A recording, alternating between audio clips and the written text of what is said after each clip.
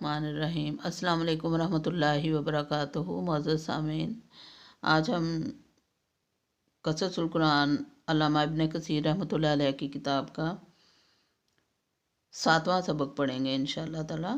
Heading ہے حضرت آدم علیہ السلام کا قد 60 ہاتھ تھا۔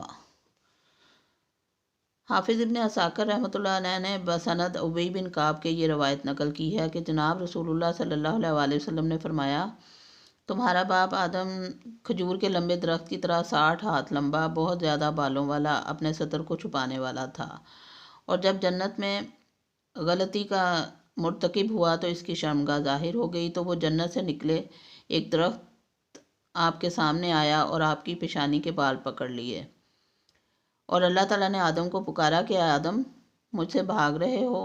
حضرت آدم علیہ السلام نے جواب میں عرض کیا کہ اے اللہ، یہ سب کچھ تیرے سے شرم و حیا کی وجہ سے ہوا ہے۔ پھر حافظ ابن عساکر نے حضرت یحییٰ بن حمزہ کے واسطہ سے بھی روایت نقل کی ہے، اور یہ روایت زیادہ صحیح ہے، کیونکہ پہلی روایت حسن کی ابی بن کعب سے تھی، اور حسن نے ابی بن کعب کو نہیں پایا تھا۔ پھر بھی یہ روایت قتادہ نے انس کے واسطہ سے مرفوع بیان کی ہے۔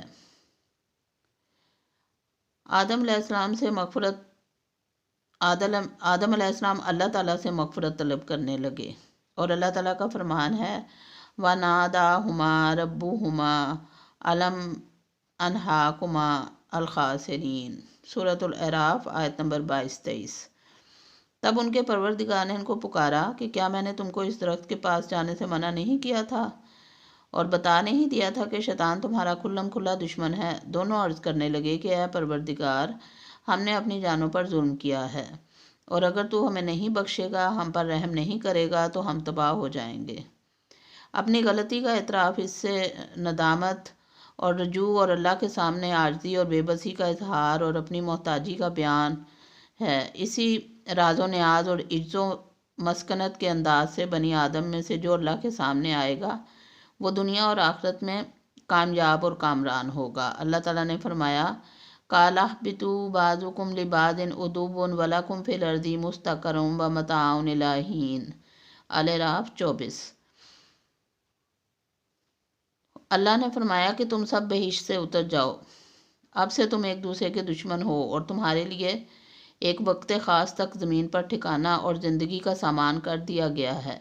یہ خطاب حضرت آدم و حوا اور شیطان کو ہے، اور یہ بھی کہا گیا کہ سام بھی ان کے ساتھ تھا، اور سب کو کہا گیا تھا کہ تم جنت سے اتر جاؤ، تمہارے آپس میں دشمنی اور لڑائی ہوگی۔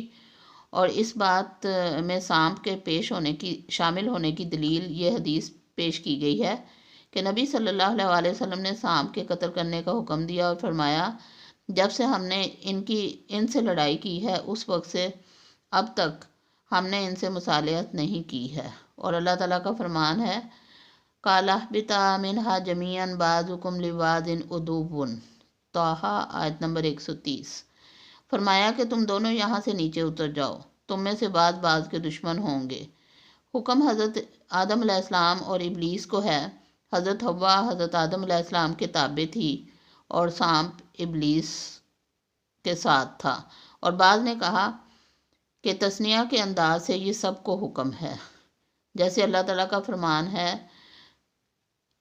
وَدَاوُودَ وَسُلَيْمَانَ إِذْ يَحْكُمَانِ فِي الْحَرْثِ إِذْ نَفَشَتْ فِيهِ غَنَمُ الْقَوْمِ وَكُنَّا لِحُكْمِهِمْ شَاهِدِينَ، الانبیاء 78۔ اور حضرت داؤد اور سلیمان علیہ السلام کا حال بھی سن لو کہ جب وہ ایک کھیتی کے مقدمہ کا فیصلہ کرنے لگے، جس میں کچھ لوگوں کی بکریاں رات کو چر گئیں اور اسے روند گئی تھیں، اور ہم ان کے فیصلے کے وقت موجود تھے۔ اور یہ بات بھی واضح ہے کہ حاکم مدعی اور مدعا علیہ کے بغیر فیصلہ نہیں کر سکتا۔ اسی لیے اللہ تعالیٰ نے آگے فرمایا وَكُنَّا لِحُكْمِ شَاهِدِينَ، یعنی اس میں جمع کا لفظ بولا ہے۔ معلوم ہوا کہ جس جگہ تثنیہ کا لفظ آیا ہے، وہاں بھی جمع معنی مراد ہو سکتا ہے۔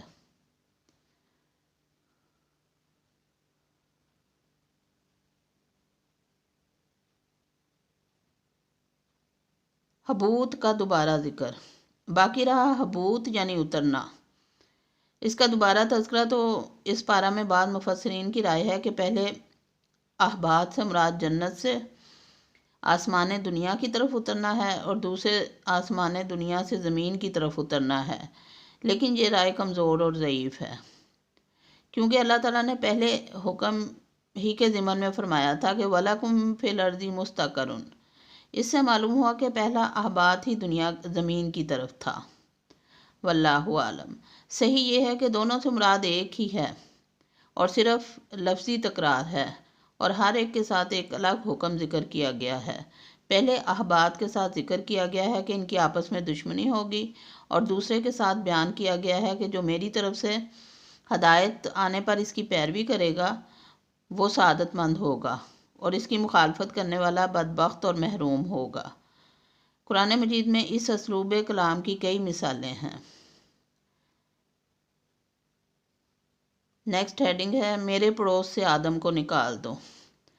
حافظ ابن عساکر نے مجاہد سے روایت کی ہے کہ اللہ تعالیٰ نے 2 فرشتوں کو حکم دیا کہ وہ آدم و حوا کو ان کے پڑوس سے الگ کر دیں، تو جبرائیل علیہ السلام نے ان کے سر سے تاج اتارا اور میکائیل نے ان کی پیشانی سے پٹکا جو کہ موتیوں سے مرصع تھا اتارا، اور آدم علیہ السلام ایک درخت کی ٹہنی سے الجھ گئے۔ آدم علیہ السلام نے خیال کیا کہ انہیں گناہ کی سزا جلد دی گئی ہے، پس انہوں نے اپنا سر جھکا لیا اور اللہ تعالیٰ سے معافی کی درخواست کی۔ اللہ تعالیٰ نے فرمایا کہ مجھ سے بھاگ رہے ہو؟ حضرت آدم علیہ السلام نے عرض کی کہ اے اللہ، تجھ سے حیا اور شرم کی وجہ سے یہ سب کچھ ہوا ہے۔ حضرت آدم علیہ السلام جنت میں کتنا عرصہ رہے؟ امام مظاہر رحمۃ اللہ علیہ نے حضرت حسان بن عطیہ سے نقل کی ہے کہ جنت میں آدم علیہ السلام 100 سال تک قیام پذیر رہے، اور ایک روایت میں 60 سال کا ذکر ہے۔ جنت سے نکالے جانے پر 70 سال روئے، اور اپنی غلطی پر 70 سال، اور اپنے بیٹے حابیل کے قتل پر 40 سال روئے۔ ابن عساکر۔ حضرت آدم علیہ السلام کو کہاں اتارا گیا؟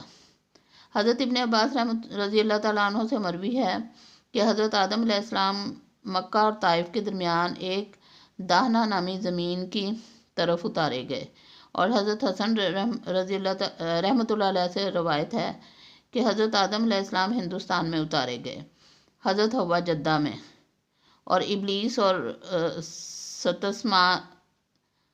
ستمسان میں جو بصرہ سے چند میل کے فاصلے پر ہے، اور سانپ کو اسیبان میں، اور ابن ابی حاتم نے بھی اس روایت کو نقل کیا ہے۔ سدی کہتے ہیں کہ حضرت آدم علیہ السلام ہند میں اترے اور حجر اسود بھی ان کے ساتھ تھا، اور کچھ پتے بھی جنت سے لائے اور ان کو ہند کی زمین میں پھیلا دیا، اسی وجہ سے خوشبودار درخت پیدا ہوئے۔ اور ابن ابی حاتم نے بھی یہ نقل کیا ہے۔ حضرت ابن عمر رضی اللہ تعالیٰ عنہ فرماتے ہیں کہ آدم علیہ السلام کو صفا اور حضرت حوا کو مروہ پر اتارا گیا۔ حضرت ابو موسیٰ اشعری رضی اللہ تعالیٰ عنہ سے مروی ہے کہ جب آدم علیہ السلام جنت سے زمین کی طرف اتارے گئے تو اللہ تعالیٰ نے ان کو ہر قسم کا فن سکھلا دیا اور کچھ پھل درخت کے ساتھ دے دیے، بس یہ تمہارے پھل جنت کے پھلوں میں سے ہیں، فرق صرف یہ ہے کہ یہ گل سڑ جاتے ہیں اور جنت کے پھل خراب نہیں ہوتے۔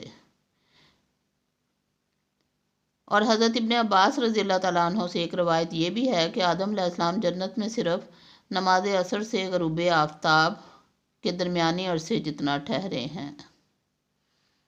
وما علینا الا البلاغ۔